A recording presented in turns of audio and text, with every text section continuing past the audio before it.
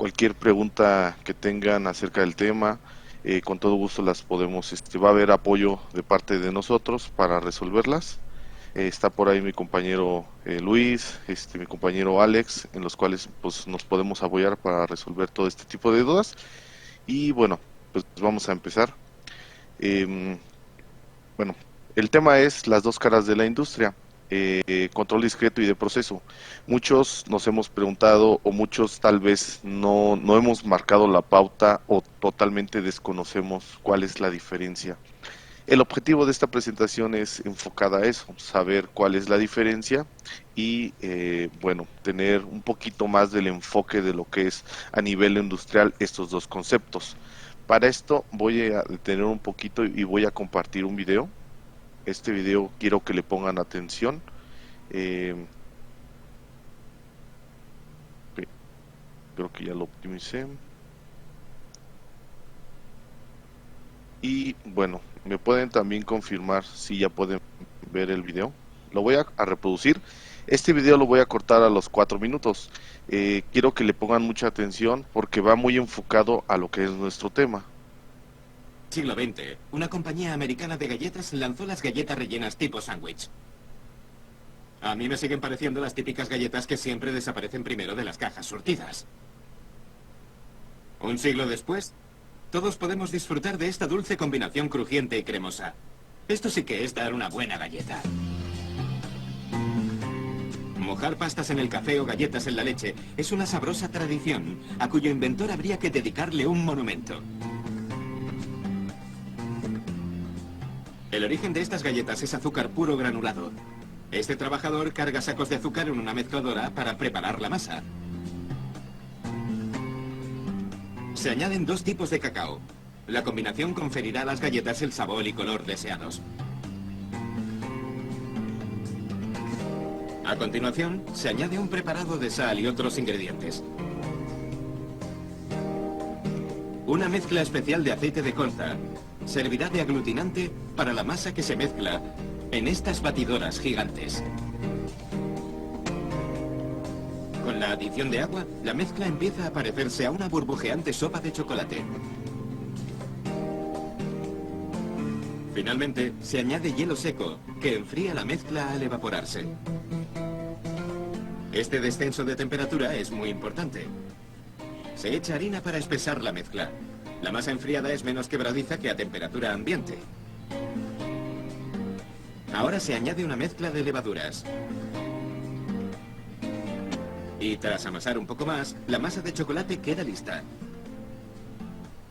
Un operario la transfiere a una rejilla que protege sus dedos mientras presiona la masa para introducirla en una moldeadora.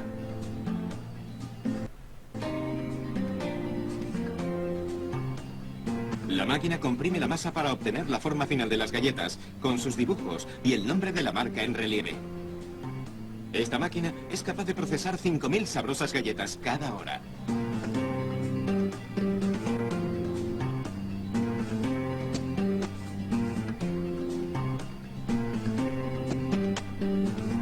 Las galletas recién modeladas pasan de la cinta de silicona a una de acero.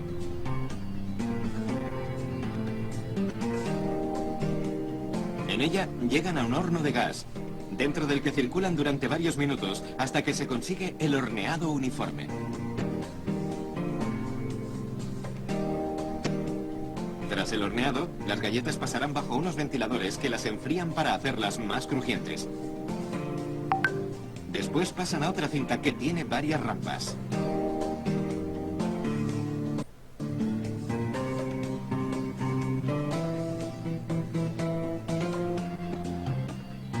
Estas rampas están diseñadas para hacer que las galletas caigan en una posición determinada.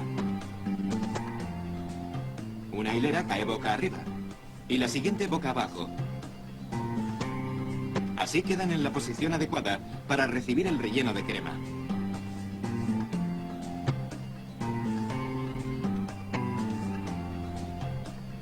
Una bomba cilíndrica vierte vainilla sobre la cara plana de las galletas a gran velocidad.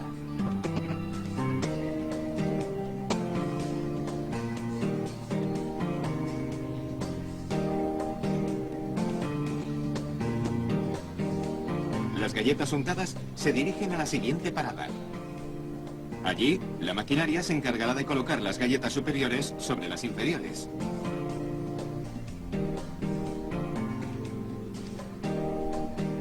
Y siguen avanzando hasta el dispositivo de clasificación.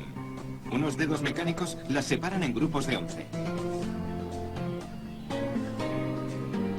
Se accionan unas pinzas que hacen avanzar cada montón.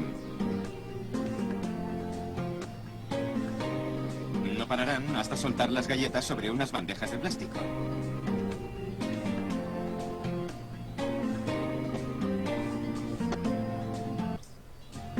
Las bandejas, ahora llenas de galletas, llegan a una estación de envasado. Bueno, ¿me podrían confirmar si vieron el video, si me escuchan? Voy a continuar con la presentación. Sí, Fabián, sí, se escuchó el video y te escuchamos claramente. Perfecto, muchas gracias. Bueno, vamos a continuar con la presentación. Como pudimos observar, hay varias áreas de lo que es un proceso. Hay procesos independientes. Todo esto lo conforman para un mismo objetivo, para generar galletas y que lleguen pues a nuestra puerta, a un centro comercial. Toda esta parte pasa por diferentes procesos. En esos diferentes procesos nosotros tenemos diferencia de lo que es el concepto. Nosotros tenemos marcado lo que es en verde, un batch, que es un mezclado, que es la preparación de la materia prima, lleva cierta temperatura, ciertas características, en las cuales tenemos un proceso de proofing, que es tal vez es algo de reposo, algo de transportación en alguna banda alimenticia, en los cuales no necesitamos cierto proceso que nos diferencia ahí la lógica. Y para esto va enfocado, todo esto lo tenemos en diferentes etapas y va muy apegado a los conceptos que vamos a mencionar actualmente. Lo que quiero o lo que queremos es que se den, que observen cuáles son los diferentes procesos segmentados en un mismo proceso con un mismo objetivo para llegar a la producción de galletas. Ok, bueno, para esto tenemos y vamos a comenzar con lo que es el concepto. Tenemos dos diagramas de flujo. El de arriba nos describe un sistema discreto. El sistema discreto es un PLC. Tenemos entradas digitales, tenemos también salidas y entradas digitales de algún sensor. Tenemos lo que es la planta discreta o lo que es el control discreto. Tenemos, lo que es el control discreto es basada en una lógica booleana, en las cuales hay muchas variables que son operaciones lógicas, operaciones de suma, de negación. Todas las que conocemos actualmente son operaciones en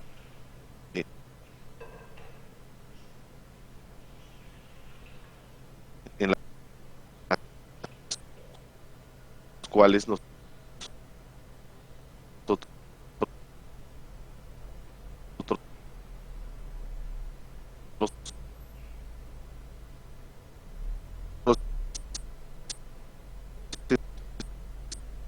Perdón, Fabián, te escuchas muy cortado.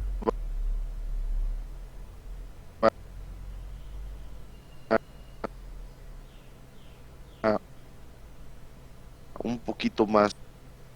Me voy a conectar nada más a mi red, a otra red.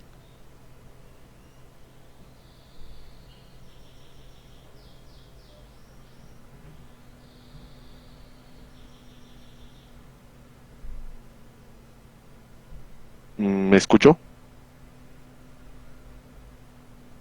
Sí, adelante, Fabián. Bueno. Sí, te escuchamos gracias. bien. Te escuchas. Gracias. Continuando con lo que llevamos es el control discreto, como bien lo mencionamos, es un cierto, falso, 0, 1, un on, un off, un abierto, un cerrado. Cuando hablamos de control de proceso, hablamos, bueno, de más factores, como bien lo comentamos, y tenemos lo que es el sistema de control de proceso, que es comandado por un PLC, como lo vemos en el diagrama de flujo. Tenemos actuadores análogos, tenemos sensores análogos, tenemos un proceso, o también llamado como planta, que tiene, bueno, a su vez materias primas, que es el producto que vamos a convertir o transformar de una operación física o química, y que nos va a dar algún producto, ya sea terminado o sea para continuar el siguiente proceso. Se refiere también a cambiar o refinar materias primas, en los cuales vienen muchos conceptos como lo que es transferida, medida, mezclada, calentada, enfriada, esta materia prima. Y para esto nos apoyamos de muchas variables que se pueden clasificar en físicas y químicas, las cuales las variables más importantes o las más utilizadas y las más comunes pueden ser como presión, nivel, flujo, caudal o temperatura. Estas variables son las que utilizamos normalmente en un control de proceso, ¿ok? Y bueno, generalizando del video de todo lo que vimos, podemos observar que tenemos desde las bandas transportadoras, que son bueno, accionadas o movidas por un motor, y detrás de ese motor tenemos variadores o tenemos drives. Tenemos lo que son sensores, tenemos sensores de temperatura, sensores de nivel, de presión, sensores de presencia. También nos tenemos que apoyar de un controlador que lleve toda la lógica, y en muchos casos también tenemos alguna visualización, como lo que es una workstation para sistemas de visión, bueno, de visualización, mejor dicho. Y también tenemos lo que son panel view, tenemos botoneras, tenemos lo que son CCMs. En algunos procesos también incluimos control de movimiento para sincronía de algunos procesos, y prácticamente todo lo que hemos visto en el video lo utilizamos a nivel industrial, simplemente para la preparación de una galleta, ¿ok? Y bueno, para esto vamos a ver algunos conceptos básicos desde un relevador.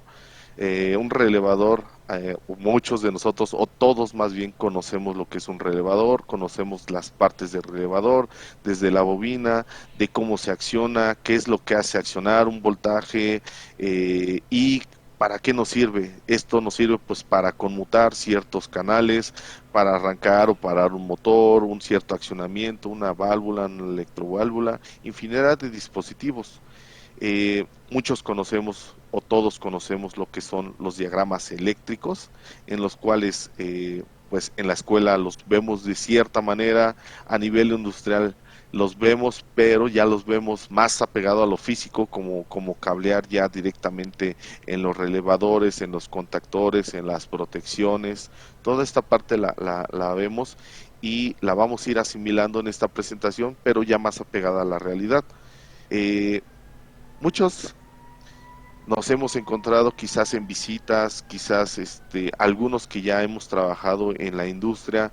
Vemos del lado derecho una imagen en la cual está representada por un tablero en el cual tiene relevadores, tiene contactores, tiene timers, tiene clemas, tiene cableado, y esto era anteriormente un relajo, ¿no? Porque si se desconectaba algún cable, si algún cable estaba en falso, si algún, no sé, fusible estaba fallando, era muy difícil darte cuenta, descartar una falla, seguir el diagrama y estar horas y horas y horas, no sé, checando voltaje y midiendo con algún instrumento como un multímetro, en el cual pues nos servía para descartar fallas. Y ahora pues tenemos lo que es ya lo que es un PLC, que vino a simplificar todo este proceso de automatización. Y bueno, para esto voy a dejarlos con mi compañero Héctor Fortanel. Voy a parar la presentación.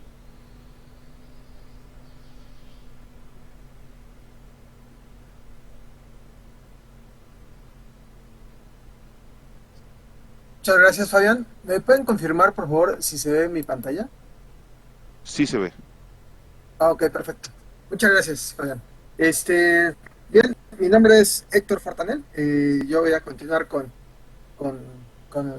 esta parte de la presentación. Como bien nos comentaba mi compañero, aquí tenemos una fotografía de un tablero hecho a base de relevadores. Y estos relevadores, bueno, pues obedecen su cableado, su interconexión, va a obedecer a este diagrama de escalera que vamos a tener. Y con este diagrama podemos identificar cuál sería la lógica a la cual van a responder las condiciones binarias, ¿no? Las condiciones lógicas de ceros y unos eh, para esto. Seguramente que muchos de ustedes ya lo conocen. Entonces, aquí tendríamos un arranque, paro, etcétera, por ejemplo, para la cuestión de motores. Y aquí vemos que hay ciertos interlocks para que arranque este segundo motor, y es necesario que el primer motor esté funcionando, y como condicionante podemos arrancar el segundo siempre y cuando el primero esté funcionando, ¿no? Si paramos el motor 1, aquí se detienen tanto el motor 1 y a su vez detiene el motor 2, etcétera. Eh, Cuando nosotros de repente necesitamos hacer una modificación, a lo mejor en la máquina que nos mostraba nuestro compañero Fabián, porque a lo mejor ya no vamos a fabricar ese tipo de galletas. Ahora la misma maquinaria la queremos utilizar para elaborar pastelitos o galletas de diferente tamaño, con diferentes condiciones. Muy probablemente que aquí pues tendríamos que hacer cierto trabajo de reacondicionar señales. Esas señales eléctricas que vemos aquí, pues ahorita están fijas. Se armó todo el cableado de acuerdo a la lógica de las condiciones del proceso. Pues tendríamos que recablear, ¿no? Para, para hacer alguna modificación, o simplemente para diagnosticar si la máquina de repente se detuvo porque hubo una falla. Encontrar la falla en un tablero de este tipo es bastante complicado. Bueno, sucede que ahora, eh, en lugar de tener realmente esos tableros, bueno, hay industrias donde todavía se tienen así tal cual, como lo vimos en la fotografía, pero lo más común es contar ahora con un controlador, ¿no? Un controlador eh, que se le puede llamar de muchas formas: PLC, PAC, o controlador. Eh, y a propósito de las famosas siglas de PLC, que significa controlador lógico programable, son siglas propietarias de Allen Bradley como tal. Eh, y en muchas ocasiones hay algunas otras empresas que, para distinguir lo de sus controladores, ellos le llaman PAC a sus equipos, ¿no? Que es Process Automation Controller.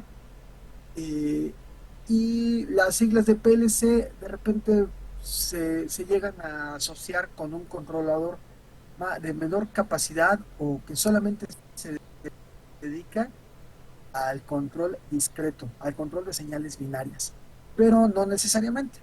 Eso es simplemente pues unas siglas que se adoptaron en el tiempo. Están muy, muy adoptadas las siglas de PLC, pero sí me gustaría enfatizar que los PLCs no solamente hacen control discreto, como de repente por ahí van a escuchar que un PLC solamente sirve para hacer lógica de escalera o control de ceros y unos. No, no, no es así ahora, ¿no? Este, PLC o PAC, pues es lo mismo. O sea, pueden controlar tanto control discreto y proceso. Y ahorita lo vamos a ver. O sea, eso solamente como dato histórico. Bien, ¿qué sucede? Que esos tableros viejos que veíamos, que era una lógica a base de relevadores, pues en realidad están siendo sustituidos por un controlador de este tipo, donde vamos a tener condiciones de entrada, como lo vemos aquí, ciertas condiciones de entradas que pueden ser botones, pueden ser sensores, y basado en esto y en una programación, en una lógica que ahora vamos a tener interna en nuestro controlador, vamos a determinar el arranque o paro de las salidas que aquí tengamos. Entonces, por ejemplo, aquí podemos controlar ya sea un motor, una válvula, etcétera, ¿no? Hasta aquí sería control discreto, es decir, bajo un cero o un uno o condiciones lógicas que tengamos acá, pues acá también vamos a tener simplemente condiciones de todo o nada, de arranque o paro. Pueden ser simplemente un arranque de motor arranque o pare, o a lo mejor también un poquito más complejo, si es un motor reversible. Bajo esas condiciones, podemos indicar no solamente que arranque o pare, sino que arranque en sentido forward, hacia adelante, o hacia atrás, ¿no? Pero hasta aquí sería, digamos que control discreto. Sin embargo, estos controladores no solamente tienen capacidad para control discreto, como vemos aquí, vamos a poder diferentes tipos de señales. Señales discretas como las que aparecen aquí serían botones, un botón de 0 o 1, limit switch, que también sería 0 o 1, ¿no? Sensores de presencia, pero también podemos tener aquí muchos equipos de control análogo, señales continuas o analógicas. Por ejemplo, aquí podremos tener señales de temperatura, una señal de temperatura que vaya en un rango analógico total, a lo mejor desde menos 100 grados hasta 200 grados. Ahí ya va a depender del tipo de sensor y el tipo de proceso, el rango de operación que elijamos. Van a existir muchos tipos de sensores de temperatura. Habrá algunos sensores que sean óptimos para bajas temperaturas, otros para rangos amplios y otros a lo mejor para temperaturas muy altas, ¿no? Bueno, lo mismo para control discreto. Y igual aquí va a haber señales de ceros y unos, pero también a su vez van a haber diferentes tipos de señales discretas. Puede ser que tengamos señales en corriente directa, eh, 24 volts, 0 o 24 volts, o puede ser que tengamos señales, la misma tesitura de control discreto, señales binarias, pero a lo mejor esos botones están cableados a, este, a un sistema de 110 volts o de 220 incluso en corriente alterna. Entonces, a pesar de que tengamos eh, una lógica binaria, puede haber diferentes tipos de tarjetas, entradas o salidas. Aquí vemos una tarjeta de entradas digitales de corriente directa. Acá vemos una tarjeta de salidas también digitales, pero esta sería una salida a relevador. Y todo esto, pues obviamente quien va a llevar la lógica interna sería nuestro controlador, ¿no? Entonces, ya con un controlador de ese tipo, es mucho más fácil hacer una modificación a nuestro proceso. Comentábamos, si la misma máquina ahora la queremos utilizar para, para elaborar pastelitos en lugar de galletas, porque ya se nos cayó la demanda de galletas, o hay una nueva receta y queremos sacar una nueva línea de galletas diferentes, pues es mucho más fácil readecuar el programa y sin tener que hacer modificaciones del cableado. Asimismo, también para diagnosticar fallas, ahora es mucho más fácil identificar aquí alguna falla, si nos falta alguna condición, podemos programar a lo mejor incluso alarmas tener una lógica mucho más enriquecida que nos dé más diagnósticos de cómo se encuentra el proceso. Bien, respecto a las señales de entradas, las señales digitales de entradas, tenemos diferentes tipos de sensores. Esos sensores que vemos aquí, puede haber de dos tipos. Puede haber de tipo NPN o tipo PNP. Entonces, en las tarjetas de entradas digitales, también vamos a necesitar una tarjeta que sea compatible con el tipo de sensor que vamos a conectar. Hay tarjetas de entradas de tipo Sync y tipo Source. Ajá. ¿Qué quiere decir eso de Sync y Source? Sync quiere decir que la tarjeta de entradas va a tomar la energía o la corriente que le va a proveer el sensor. Por ejemplo, aquí tenemos un sensor de tipo PNP y nos damos cuenta que ese sensor tiene tres hilos. Tiene un hilo de este lado para alimentarlo, este, para el positivo, otro hilo para el negativo y un tercer hilo que sería la salida del sensor. Esa salida del sensor es la que va a ir conectada a nuestra tarjeta del controlador, a nuestra tarjeta de nuestro PLC, y esa tarjeta va a estar, tiene que pues, tener una referencia. Y no le podemos conectar un solo hilo a la tarjeta, sino que debe ir con una referencia. Esta referencia en este caso sería hacia el negativo, el común sería el negativo, y esto sería una tarjeta tipo Sync. Es decir, este sensor cuando está activo va a conmutar la señal que viene o bueno, más bien el positivo que viene de este lado y lo va a enviar a la tarjeta. Entonces la tarjeta ya va a tener esa diferencia de potencial de 24 volts respecto al común. ¿Ah? Eso sería tipo Sync para controlar, perdón, para sensores que son de tipo PNP.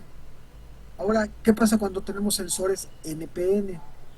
Los sensores NPN van a necesitar tarjetas tipo Source. Tarjetas tipo Source, las cuales van referenciadas al revés, van referenciadas al positivo y lo que aquí van a recibir es el negativo del sensor.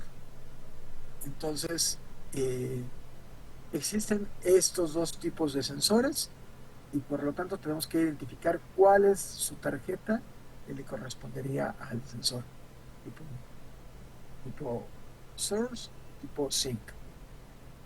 Aquí en México y en toda América, lo más común, lo que hace más sentido, un poco más, es más fácil de identificar, serían las señales PNP y las tarjetas tipo Sync.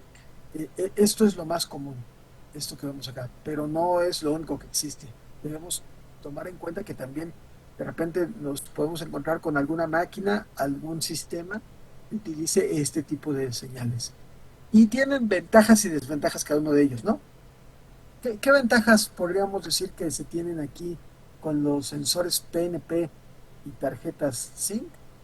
Es que es como muy intuitivo, muy fácil de identificar, porque decimos, bueno, si este sensor manda 0 volts, pues quiere decir que es un cero, está apagado. Y si está enviando a su salida 24 volts, lo voy a tomar como un uno. Eso sería como lo más fácil de identificar. Sería como una lógica directa para PNP. En NPN sería como una lógica inversa. Aquí un cero, o sea, cuando estamos enviando esta referencia o este valor, esta conmutación del negativo es cuando estaríamos recibiendo un 1 en la tarjeta. Bueno, entonces, eh, por un lado la diferencia es esta intuición que es más directa cuando hablamos de sensores PNP y tarjetas Sync. Una desventaja que podríamos decir que se tiene aquí es que durante la instalación o durante el ciclo de vida de nuestra máquina, llega a ser común que los cables los cables pues siempre van canalizados a través de charolas, de ductos metálicos, etcétera. Y si nosotros maltratamos estos cables, de repente puede ser que pongamos en corto este sensor, y cuando hacemos un corto, muy probablemente lo estamos aterrizando. Es decir, si este cable por alguna razón toca eh, la tierra física de nuestra máquina, porque ya sea porque tocó una canaleta, porque tocó un tubo, etcétera, y estamos poniendo en corto este sensor, y son muy susceptibles a que se dañen porque se haya aterrizado su salida. Si su salida se aterriza, hay una corriente muy grande que circula por la electrónica de ese sensor y es muy fácil que se dañe. En estos sensores NPN, ¿qué pasa si aterrizamos este cable de salida? Si este cable de salida por alguna razón se pela, lo jalamos y se le cae el aislante, pelamos el aislante y se aterriza, como aquí estaríamos, su salida está conmutada respecto al negativo, no pasa nada. Ese sensor pues no se quema, no volamos este sensor por el hecho de que lo aterricemos acá, porque él conmuta el negativo. Acá este sensor a su salida lo que conmuta es el positivo. Entonces, esos sensores son muy susceptibles a que se dañen, esos sensores son menos susceptibles a daños.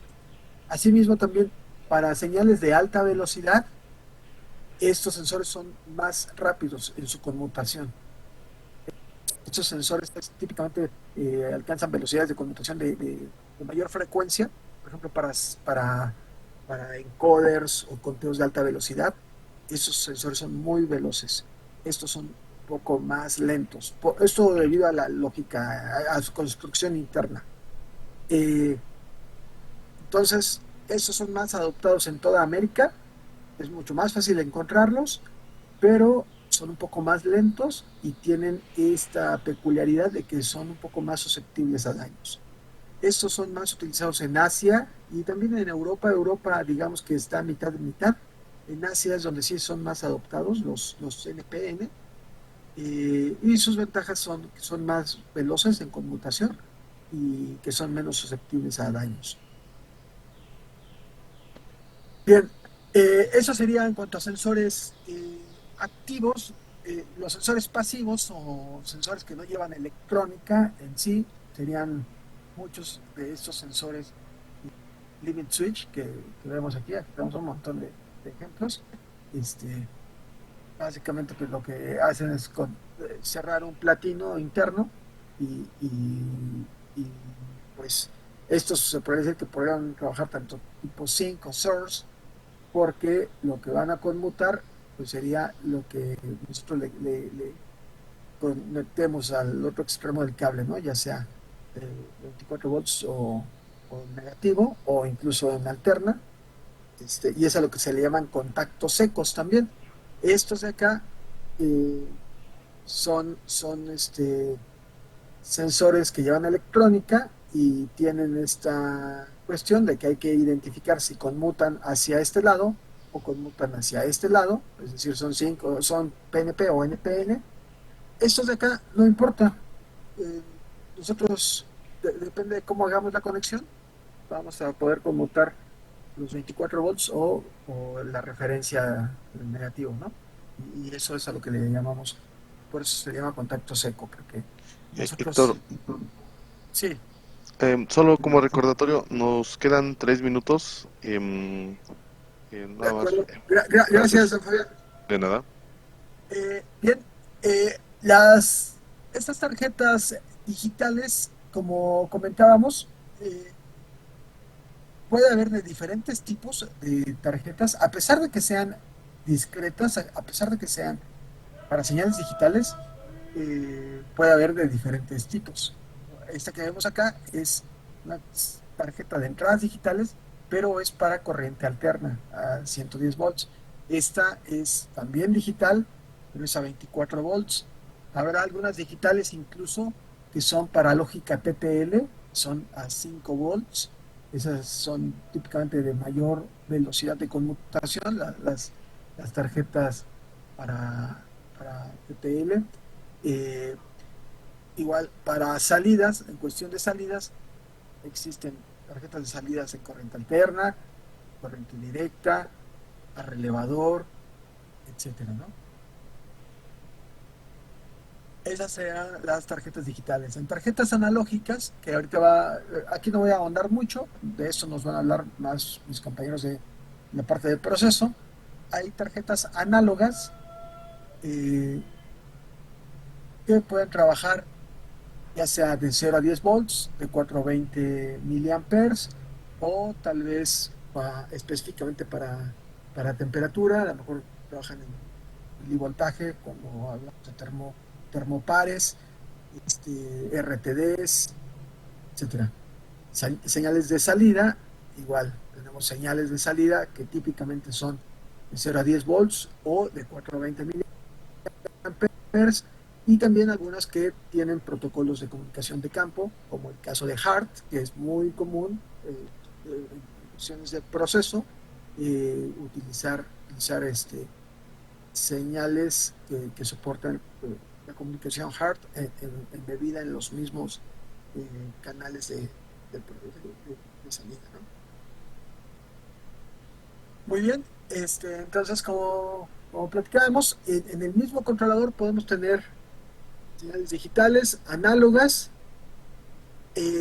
Estos controladores son multidisciplinarios. Les comentaba, olvídense de que un PLC solamente controla señales digitales. Eso no es así. Un PLC puede tener diferentes lenguajes, como vemos aquí, lenguaje de escalera muy fuerte para todo lo que es control discreto, el lenguaje de bloques muy adoptado y muy fuerte para control de proceso. Aquí por ejemplo, podemos encontrar instrucciones avanzadas de control de proceso, PIDs, filtros, este, cuestiones de rampas, escalamientos, etcétera. Texto estructurado, eh, muy utilizado para cuando vamos a utilizar, a manejar grandes cantidades de datos o cuestión de decisiones basadas a lo mejor en lógica compleja. Texto estructurado eh, puede ser muy poderoso para ese tipo de aplicaciones. Y graph sets o sequential function charts, que sería también un lenguaje muy fuerte para cuestión de toma de decisiones basadas en diferentes condiciones, y que nos puede dar una organización muy estructurada de todo nuestro proceso de lo que estamos controlando, ¿no? Estos controladores pueden ser de diferente capacidad de acuerdo al tipo de proceso que vayamos a controlar. Pues hay controladores pequeños para una lógica no muy compleja, no muy grande, y bajo conteo de entradas y salidas. Pues a lo mejor tenemos una, una opción aquí con un controlador pequeño, controladores de gama media y controladores de gama alta para procesos muy grandes, hasta, no sé, una refinería, una mina, cuestiones ya muy grandes, pueden ser controladas con este tipo de procesadores. Entonces, tenemos una gama bien amplia de equipos para soluciones eficientes en cuanto a costo y desempeño, desde aplicaciones pequeñas hasta aplicaciones muy grandes. Lo mismo en HMIs. Anteriormente los tableros de control pues estaban llenos de botones, llenos de potenciómetros, de selectores, etcétera. Ahora todo eso se reduce y se simplifica mediante la implementación de interfaces hombre-máquina, interfaces de operador, HMIs, Human Machine Interface, es su significado de las siglas HMI. Nosotros le llamamos panel views. Nuestros panel views son los HMIs de Rockwell, las interfaces hombre-máquina. Y comentábamos respecto a las señales de entradas digitales o analógicas, igual salidas digitales o analógicas. Hay de diferentes niveles de voltaje o corriente, y asimismo también de acuerdo al tipo de aplicación tenemos diferentes familias de señales, ¿no? De tarjetas de entradas y salidas. Esto que vemos aquí son tarjetas de entradas y salidas, esto que vemos acá son entradas y salidas, y esto que vemos acá son entradas y salidas. Todos son tarjetas de entradas y salidas, pero son diferentes porque de acuerdo a la aplicación hay ciertas familias de producto que son óptimas para ciertas condiciones.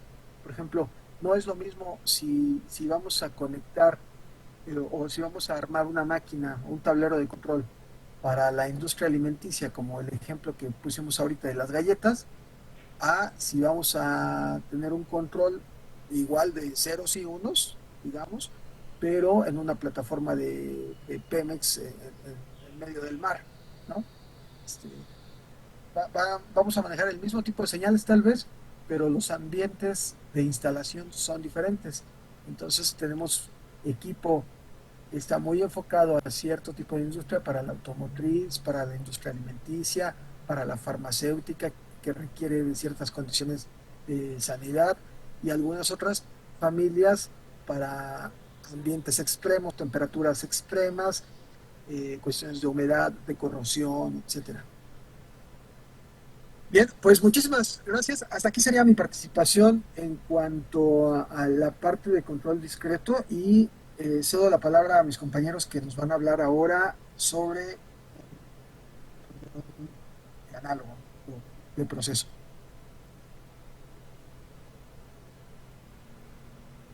Adelante, creo que continúa Humberto. Isaí de este lado. ¿Qué tal? Buenos días, Héctor. Adelante, Isaí. ¿Qué tal? Muy buenos días a todos. Voy a compartir mi pantalla. Claro.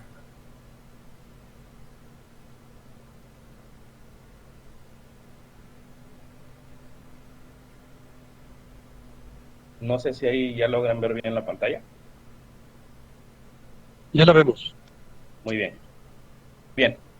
Bueno, continuando un poco con este tema, las dos caras de la industria, me presento Isaí González, por parte de Risul. También se encuentra con nosotros conectados el ingeniero Humberto Sánchez y Carlos Telles. Humberto Sánchez por parte de Rockwell Automation y Carlos Telles por parte de Risul. Bien. La idea es hablar un poco acerca del control de procesos o procesos continuos. Durante la presentación vamos a estar viendo algunos conceptos acerca de los tipos de procesos discretos, continuos, otros tipos de procesos, qué es process, vamos a ver un poco también un tema de lazos cerrados, instrumentación y elementos finales de control. También vamos a ver unas diferencias por ahí. Fabián y Héctor nos comentaban acerca de las entradas y salidas hacia lo que era el controlador o el PLC, de formas discretas. También lo vamos a ver aquí de formas análogas. Vamos a ver algunos pequeños diagramas y finalmente vamos a terminar viendo la parte de un sistema de control distribuido. Bien. Bueno, principalmente existen dos categorías en la rama de la automatización. Como ya lo comentó ahorita Fabián, están los procesos discretos y también se encuentra lo que son los procesos continuos. La definición más básica para comparar estas categorías es que en la fabricación discreta el sistema de control básicamente enciende y apaga dispositivos, como son motores, actuadores neumáticos, también tiene la parte de los sensores que nos presentaban hace unos minutos. Bien. En Process Automation o el control de procesos se utilizan señales análogas o análogas y algoritmos de control especiales para controlar estos procesos.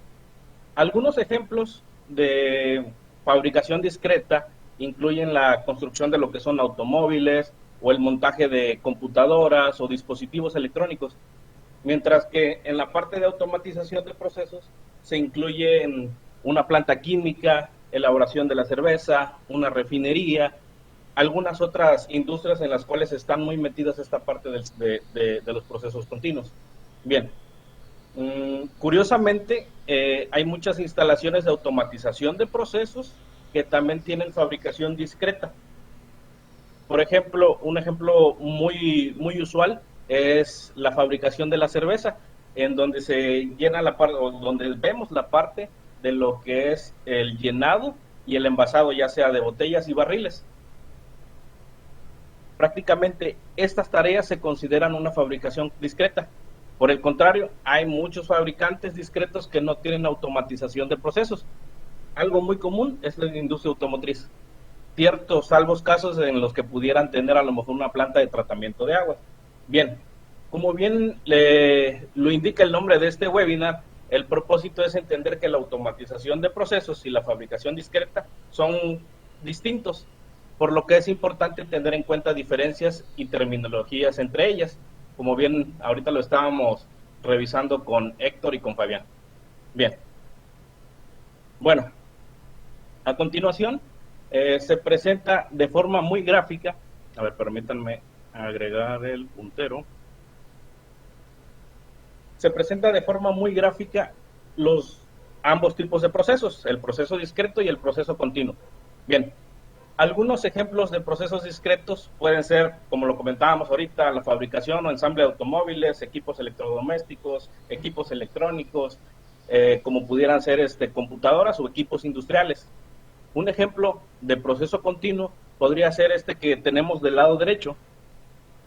En este caso, estamos visualizando un lazo de control de temperatura, entre otros instrumentos de medición de presión, de flujo.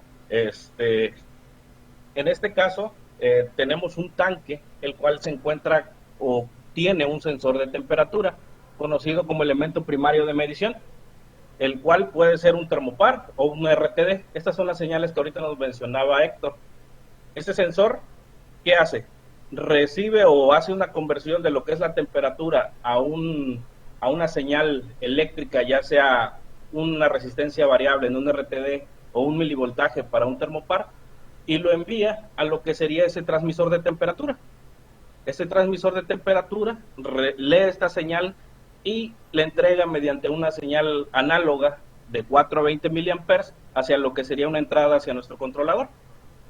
El controlador va a realizar algún ajuste o corrección dependiendo del set point y va a enviar una señal de salida a lo que sería nuestra válvula de control de flujo. En este caso es una válvula de control de flujo de gas que me permite la admisión del gas hacia lo que es el quemador. Dependiendo de la desviación o el error que se esté manejando, aquí es donde nosotros vamos a tener una corrección. Dependiendo del set point, vamos a alcanzar cierta temperatura. Bien. Avanzando un poco más con esto, entramos en la parte de los procesos o los tipos de procesos. Podemos manejarlo o dividirlo. Ahorita ya con Héctor y con Fabián vimos los tipos de procesos discretos. En este momento vamos a entrar a ver la parte de los procesos continuos por lotes y también los procesos híbridos. Bien, ¿cómo decirlo? Los procesos continuos prácticamente se caracterizan porque operan las 24 horas del día, los 7 días de la semana, los 365 días del año, con muy largos periodos entre lo que son los paros y mantenimientos. Otra característica de ellos es que producen un muy alto volumen de lo que es la fabricación. Los equipos prácticamente operan en un estado constante y realizan una función dedicada. Otra de las características es que este proceso rara vez se apaga y el proceso no depende del tiempo de operación. ¿Cuál es el objetivo? Producir un producto constante sin importar cuánto tiempo opere el proceso. Por ejemplo, algunos ejemplos de procesos continuos podrían ser líneas de vidrio de flotado, horno de cemento, control de combustión, planta de tratamientos de aguas o aguas residuales. Por otro lado, también tenemos lo que son la fabricación por lotes o los procesos batch. Esto es básicamente un proceso discontinuo. ¿Por qué? Porque empiezas con alguna materia prima, de repente haces alguna acción o algún proceso con ella, la envías hacia otro recipiente o contenedor y comienzas de nuevo con alguna otra materia prima. ¿Cuáles son las características de este proceso que es denominado por lotes? Prácticamente consiste en una secuencia de 1, 2, 3 o más pasos que se deben realizar en un orden definido. Básicamente es como si fuera una receta de cocina, ¿sí? Bien, el equipo también tiene como característica que procesa cantidades finitas de materia prima para producir cantidades finitas de producto terminado. Si vamos a crear más producto, el proceso prácticamente tenemos que repetirlo, ¿sí? Es un proceso finito. El objetivo de este tipo de proceso es producir un producto consistente mediante la repetibilidad, en este caso de calidad, en cada lote y que puedan tener trazabilidad en ello. Bien, ejemplos como lo mencionábamos ahorita de los procesos continuos, en la parte de lotes podemos ver la producción de cerveza, helados y muchos otros productos alimenticios, en donde pues se producen cantidades finitas de este material. Y por último... Tantito, Isaí, perdón que interrumpa. Si recuerdan en el video, la mezcladora que hacía la masa de las galletas es un proceso 100% de lotes. Entonces, cuando descargan con las palas la masa, ahí terminó el lote. Entonces tendrían que limpiar la mezcladora y volver a empezar a hacer todo lo que vimos en el video para hacer otro lote de masa. Es correcto. Bien, ahorita vamos a ver lo que son los procesos híbridos. Hay industrias, por ejemplo, como ciencias de la vida, metales, minería y algunas químicas que incluyen una mezcla de procesos continuos, como los que mencionábamos ahorita, y procesos discretos.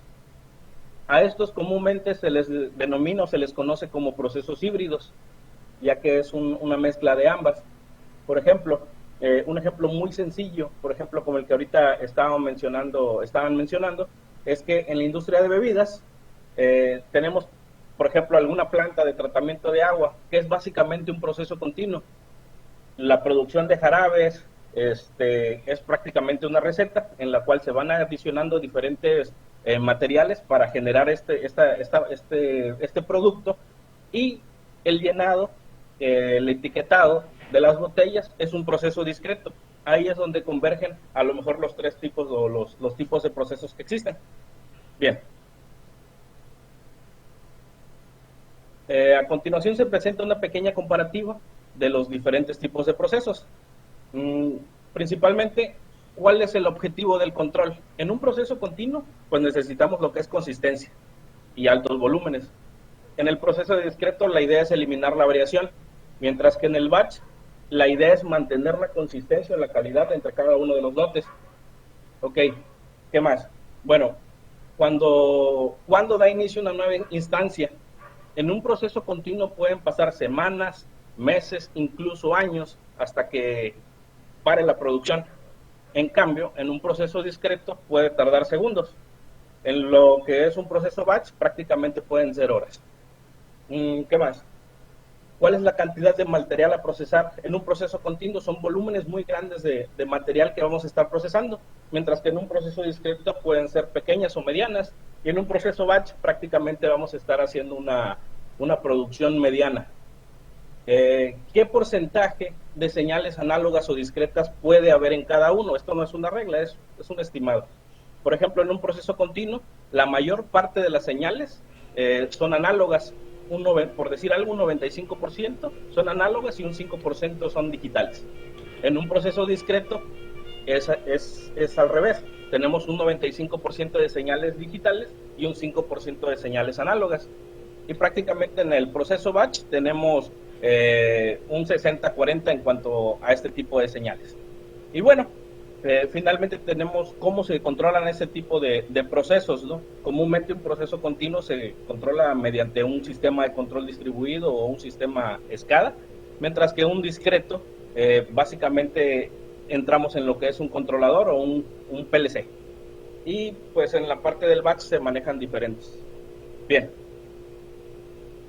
Y entrando un poquito más en materia de lo que son los procesos continuos, en términos generales, los procesos continuos, ¿qué implican?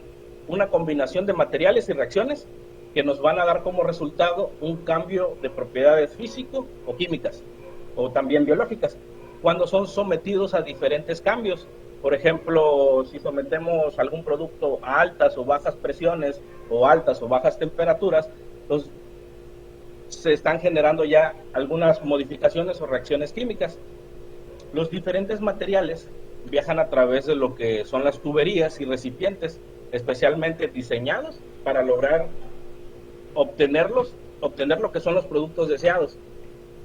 ¿Cómo hacemos cómo podemos medir estas transformaciones o estas variables? Esto lo logramos mediante la instrumentación. Con ellas podemos monitorear lo que es nuestro proceso y así verificar temperaturas, presiones, niveles, flujos y algunas otras señales o mediciones del proceso que pues se encuentren o estén dentro de los valores que esperamos dentro de nuestro proceso, y para que esto sea según lo esperado. Bien, los instrumentos o los dispositivos que conforman un proceso se detallan en lo que son diagramas de tubería e instrumentación, que vamos a ver un poco más adelante. También son conocidos como DTIs. Bien, ¿en qué tipo de industria podemos encontrar los procesos continuos? Los más usuales o más comunes son los que aparecen a continuación. En este segmento podemos ver lo que es la industria cementera, una industria química, generación de energía, en la industria alimenticia, como lo comentábamos hace unos momentos, farmacéutica, también en la parte de procesamiento de metales, también manejamos altas temperaturas, en minería, y un sector muy enfocado es la parte de oil and gas, refinerías o tratamiento de gases. Bien, hablemos un poco de lo que es, ya entrando más en materia en esta parte de los procesos continuos, la regulación o la manipulación de las variables que mencionábamos ahorita, como son presión, temperaturas, flujos, niveles, variables analíticas, influyen en el control de procesos de tal manera que debemos de tener un producto de calidad y una cantidad deseada lo más eficiente posible. Como bien lo comento ahorita, el control de procesos implica el control de lazos cerrados para parámetros analógicos como los mencionados anteriormente, ¿no? Bien, es muy común escuchar que se hace referencia a un control de proceso continuo como control análogo. ¿Por qué? Porque este implica muchos lazos de control o muchos lazos cerrados análogos. Por ejemplo, veíamos el recipiente anteriormente en la medición de temperatura, ¿no? Aquí prácticamente podemos enfocarlo en esta parte. Tenemos un lazo cerrado en el cual vamos a tener una entrada, que es prácticamente el flujo de mi proceso. Tenemos un elemento final de control que viene siendo una válvula, como la que veíamos en el diagrama. Tenemos lo que es nuestro proceso. Nuestro proceso siempre va a tener perturbaciones. Y tenemos lo que es un elemento primario de medición. En este caso podemos aterrizarlo como si fuera un sensor de temperatura, un transmisor de presión, un transmisor de flujo. La idea de este tipo de lazos o de este lazo cerrado es la retroalimentación. Yo voy a estar midiendo en tiempo real lo que está sucediendo en mi proceso con la variable que estoy realizando la medición y la voy a enviar hacia lo que es un transmisor.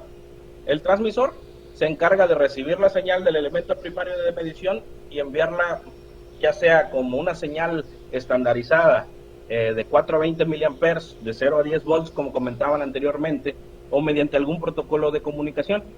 La idea es que el lazo esté retroalimentándose en cada momento. Aquí tenemos lo que es un controlador y vamos a estar haciendo la comparación de la medición de mi elemento primario de medición con mi set point, y en base al error o desviación que vamos a tener, el elemento final de control va a hacer una corrección en la posición para poder alcanzar el set point deseado o el punto de ajuste deseado. Bien, como lo mencionaba ahorita, existen diferentes variables a controlar en un proceso, y para esto básicamente necesitamos los instrumentos o los sensores que permiten medir estas variables. Una de las variables más comunes en la industria es la presión. ¿Cómo se define la presión? Es la fuerza aplicada sobre un área. En este punto vemos que existen diferentes tipos de instrumentos para medir presión. Algunos están referenciados a la presión manométrica o también pueden existir manómetros. Otros nos permiten hacer una medición de presión diferencial entre dos puntos, o bien hacer una medición de nivel o una medición de flujo mediante un sensor de presión diferencial. También existen aplicaciones en donde se requieren hacer o realizar mediciones en vacío. Todos estos instrumentos nosotros los podemos encontrar en campo y nos permiten medir la magnitud física, en este caso la presión, y hacer una conversión a una señal eléctrica estandarizada, como lo comentaba ahorita, una señal análoga de 4 a 20 miliamperes o una salida de 0 a 10 volts. O también tienen la posibilidad de contar con algún protocolo de comunicación que me envíe la información de este instrumento hacia lo que es mi sistema de control o mi PLC. Otra de las variables más comunes es la medición o es el flujo, que pues prácticamente lo podríamos definir como la cantidad de flujo que pasa a través de una tubería durante determinado tiempo. Aquí pues prácticamente existen diferentes principios de medición, como podemos verlo en el slide o la diapositiva. Tenemos los tipos electromagnéticos. Estos prácticamente aprovechan las propiedades conductivas del fluido para calcular la cantidad de flujo que está pasando a través de la tubería. Otro ejemplo muy claro es el tipo Coriolis, que nos permite conocer el flujo másico, por ejemplo, de aire, de gas, de combustibles, de agua, entre otros. Bien, también tenemos el tipo Vortex. El tipo Vortex prácticamente requiere un flujo laminar para poder generar un disturbios y poder hacer la medición de esta manera. Otro muy sencillo, como lo acabamos de mencionar en la parte de presión, también tenemos placa orificio, y utiliza una placa para generar una caída o una delta de presión y poder hacer una medición del sensor con presión diferencial en base a la cantidad de flujo que esté pasando a través de la tubería. Y bueno, también existen otros por dispersión térmica, que prácticamente es un tipo de medición mediante temperatura, o los tipos turbina, que prácticamente son mecánicos y que pues en base al flujo o a la velocidad del flujo empieza a generar cierta señal análoga de salida. Bueno, avanzando un poco más con esto, también tenemos diferentes instrumentos para la medición de nivel. Esta es una de las variables más comunes y existen también diferentes principios de medición. Por ejemplo, están los ultrasónicos, que emiten una señal ultrasónica que pues rebota con lo que sería el fluido. Aquí se puede visualizar de forma muy gráfica. El instrumento me emite una señal ultrasónica, la cual rebota con lo que es el fluido a medir, y el tiempo que tarda en regresar es directamente proporcional al nivel que tenemos en el recipiente. En ese punto pues también se les llama, como se les conoce, como tiempo de vuelo. También volvemos aquí a utilizar un transmisor de presión diferencial para medir nivel, pero en esta ocasión en lugar de medir una presión diferencial, estamos midiendo una presión diferencial pero de una columna o de una presión hidrostática. Y bien, y hay muchos otros que aprovechan las propiedades del líquido. Pues, prácticamente hay diferentes y distintos principios de operación para cada instrumento. Bien, ahora tenemos la parte de los instrumentos de temperatura. La temperatura es una de las variables más medidas en la industria de procesos, y esta variable puede ser medida mediante dos tipos de sensores, bueno, tres tipos de sensores: RTDs o termopares. El RTD prácticamente, en base al calor que se le incide, me entrega una resistencia variable proporcional a la temperatura, y un termopar, cuando se le aplica calor, genera cierto milivoltaje, el cual es proporcional a la temperatura. Existen tablas para verificar estos parámetros que les menciono. Y bueno, ¿qué nos permite realizar una medición de temperatura? Pues que los productos o finales o que estamos fabricando se encuentre dentro de los estándares permitidos, y lo más importante de esto es mantener nuestro proceso con la mayor seguridad posible. Bien, Existen otro tipo de sensores también, como los podemos ver aquí, son los infrarrojos. Estos sensores realmente no miden temperatura, sino más bien la radiación infrarroja que emiten los cuerpos y hacen una conversión hacia lo que sería una señal de temperatura, como podemos verlos en la presentación. Bien.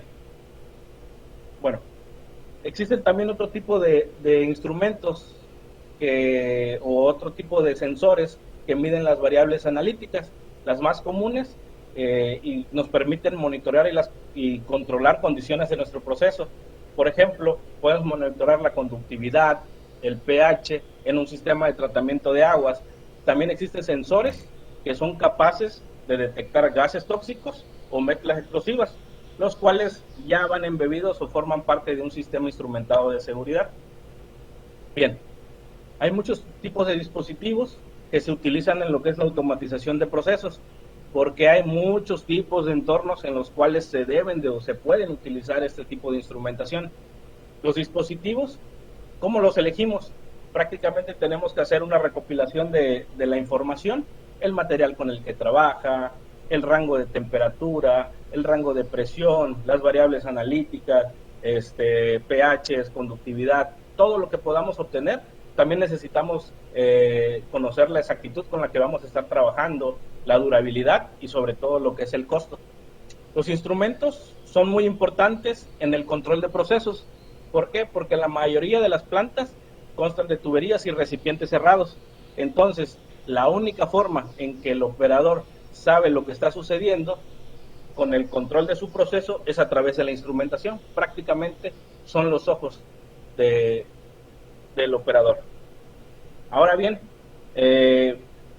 los sensores que mencionamos o los elementos que mencionamos ahorita, como lo que es la instrumentación, son entradas hacia lo que es mi controlador o mi PLC. ¿Sí? Ahora vamos a ver un poco acerca de los instrumentos o la instrumentación típica, como son los actuadores.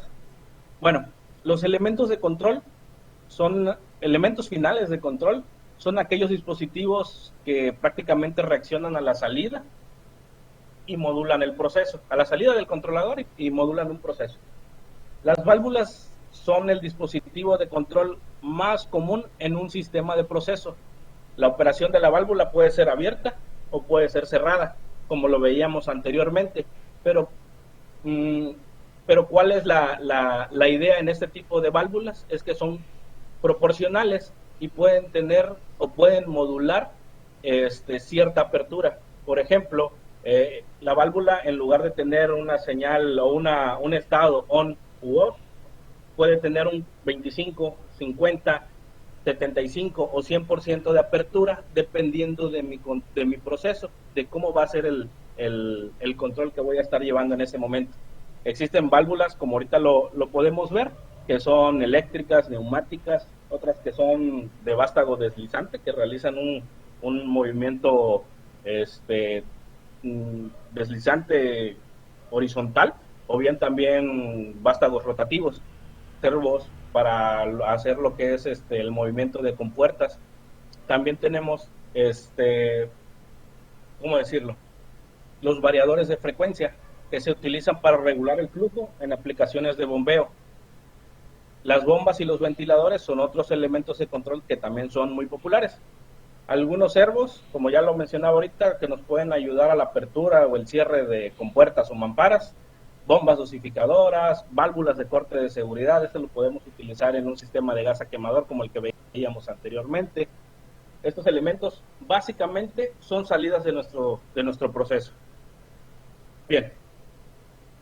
En base a las entradas o salidas analógicas, por ahí Héctor nos platicaba acerca de las conexiones en el controlador y de los diferentes tipos de sensores y actuadores que se manejan. Esta sería como que una representación de las conexiones a un controlador de las señales análogas.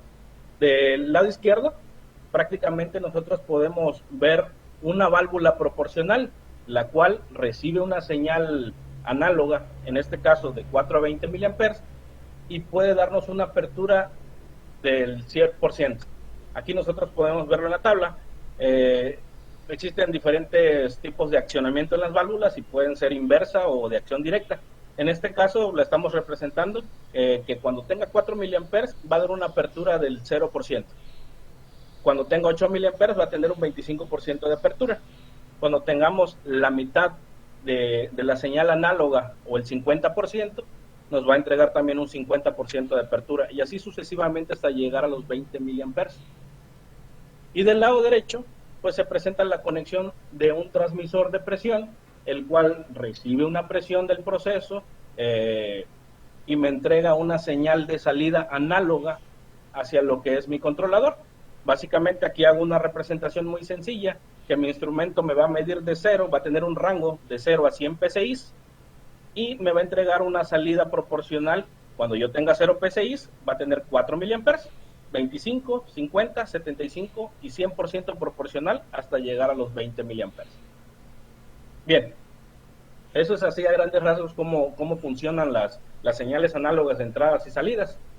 Ahora vamos a entrar en otro tema, que son los diagramas de flujo de proceso.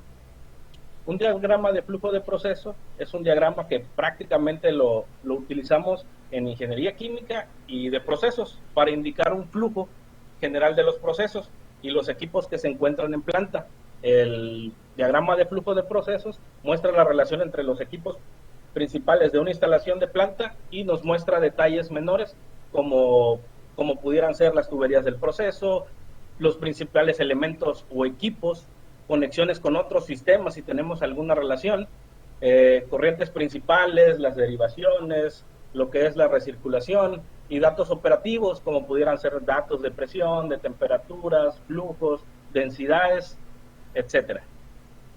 Bien, ahora bien, vamos a ver lo que son los diagramas de tubería e instrumentación, o los P&ID. Estos básicamente son una representación gráfica detallada de lo que es un proceso. Incluye tuberías, recipientes, válvulas, bombas, lo que es la instrumentación. Pero bueno, los DTIs a menudo lo primero que se le presenta es, ¿cómo decirlo? Este tipo de diagramas es para un ingeniero de procesos como si fuera un diagrama de escaleras para un ingeniero eléctrico. Con este nosotros podemos conocer datos muy interesantes acerca del proceso. Y bueno, este tipo de diagramas no los debemos de confundir con lo que es un control PID. A ver, no cambia. Ahí está. Un control PID es un elemento clásico de control que está compuesto por 3 partes: la proporcional, la integral y la derivativa. No es obligatorio que estas 3 se encuentren en todos los procesos, y por ello podemos encontrar diferentes controladores o diferentes procesos con proporcional e integral, o proporcional y derivativa. Dice, un elemento muy sencillo y fácil de construir, y nos ofrece muy buenos resultados para el control de nuestros procesos. Bien. Ahora entremos en lo que es la nomenclatura que se utiliza en los diagramas de tubería e instrumentación. Aquí nosotros podemos apreciar una tabla en donde se muestran las diferentes nomenclaturas de cada uno de los instrumentos que podemos encontrar en campo, y están basados en lo que es la ISA S5.1. En este caso, nosotros aquí podemos ver una indicación que podría ser, nosotros, ¿qué tenemos que hacer en este punto? Hacer una lectura, ver la variable medida. En este caso podemos ubicar la L, que nos indica que es la variable nivel. En la segunda letra encontramos lo que es una I, nos indica que es indicación, y la C nos indica que forma parte que es un controlador. Entonces, ¿cómo lo leemos? Es un controlador indicador de nivel. También, por ejemplo, de este lado tenemos FB. La F nos indica la variable que vamos a estar midiendo. En este caso, la F es flujo, y la V tenemos que puede ser una válvula de flujo. Tenemos elementos de temperatura, por ejemplo, WT. W se indica como fuerza o peso, y la T prácticamente es un transmisor de fuerza, o puede ser un transmisor de peso. Y existen diferentes nomenclaturas que vamos a ir viendo a continuación. También dentro de esto tenemos que los círculos pues prácticamente nos representan los instrumentos que pueden estar en campo o también podemos tenerlos instalados en lo que es un gabinete. Las letras pues prácticamente nos indican lo que veíamos ahorita, la indicación de la variable y lo que está y la función que realiza, y también tienen lo que es un número, el cual nos identifica o nos ayuda a identificar el lazo de control. Bueno, aquí vemos algunas de las conexiones que también se pueden utilizar en la parte de procesos. Las señales neumáticas se representan de esta forma, señales eléctricas, tubos capilares, algunos instrumentos utilizan capilares para hacer una medición, señales hidráulicas, y bueno, ¿cómo lo podemos ver o cómo lo podemos representar? Prácticamente así. Aquí podemos hacer una lectura, tenemos un FT 101, la T nos indica que es un transmisor, la F nos indica que es flujo caudal, y el 101 nos indica prácticamente que se encuentra o pertenece al lazo de control 101.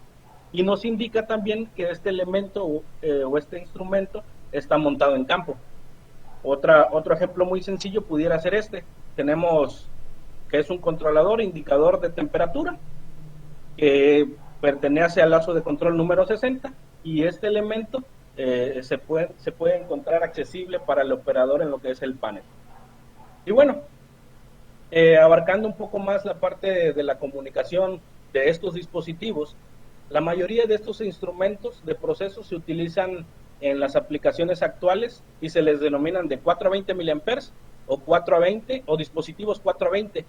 Como lo platicábamos anteriormente, el nivel de señal nos indica temperatura, presión, flujo, nivel, etcétera. Los dispositivos de 4 a 20, hay dispositivos que pueden ser de 0 a 20 y de 4 a 20 miliamperes. Pero ¿por qué lo utilizamos como 4 a 20 miliamperes?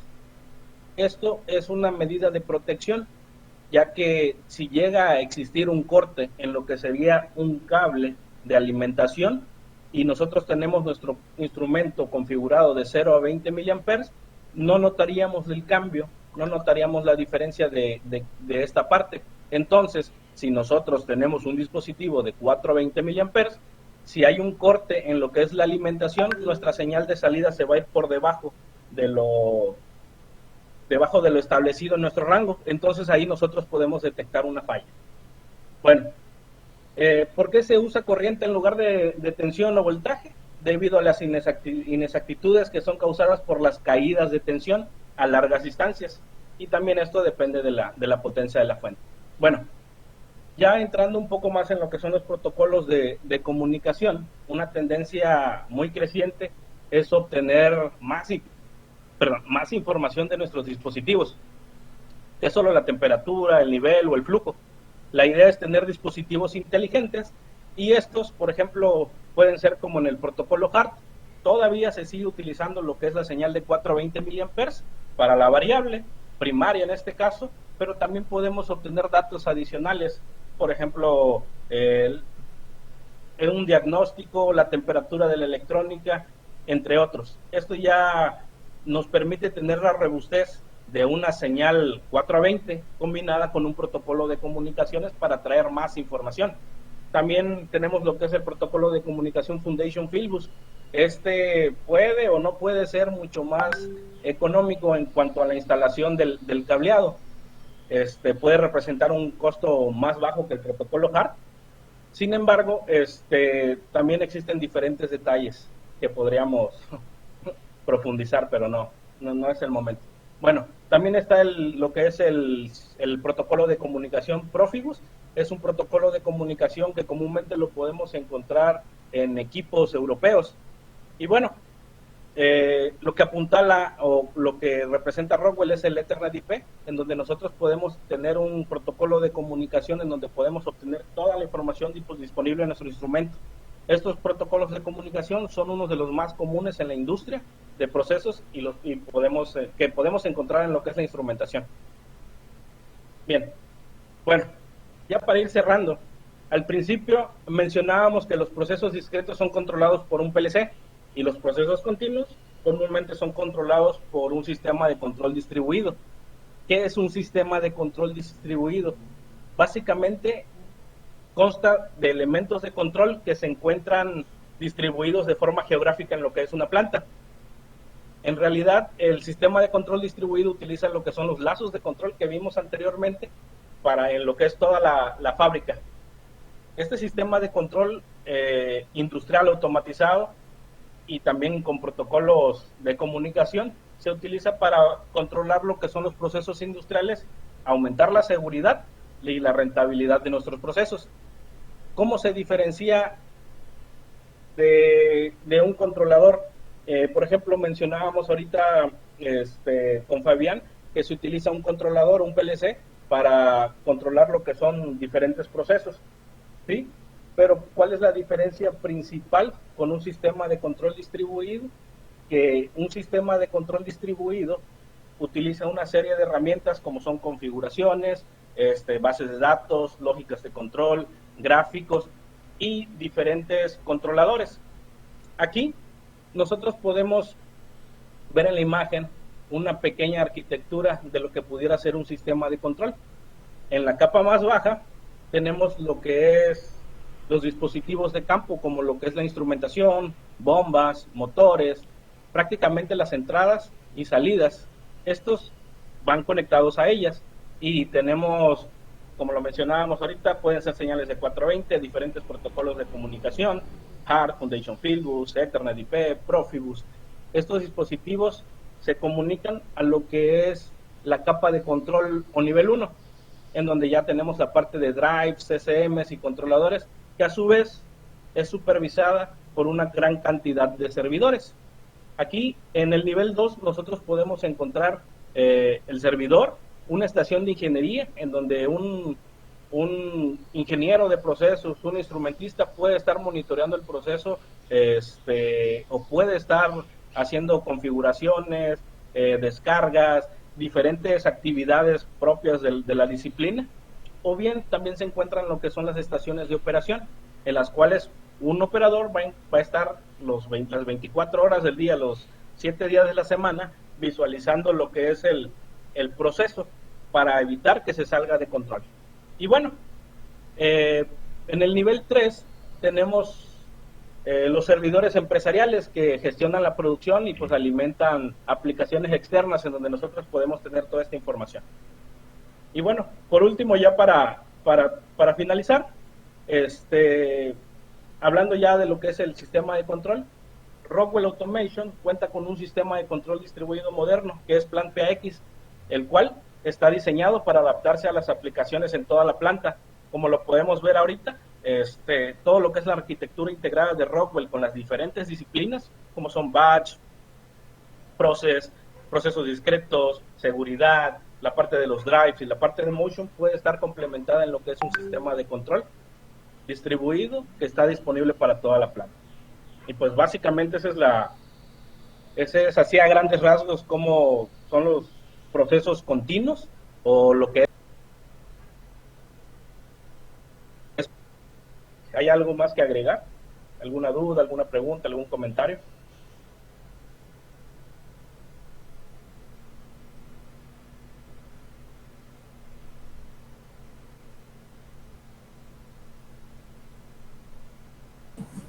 Sí, No, de mi parte, Isaí, muchas gracias. Y bueno, solo esperamos indicaciones de los organizadores. No sé si van a realizar alguna dinámica. Sí, ahorita no hay preguntas de los asistentes. Si tienen alguna duda, pueden dejarla en el chat. Mientras podemos pasar a las dinámicas.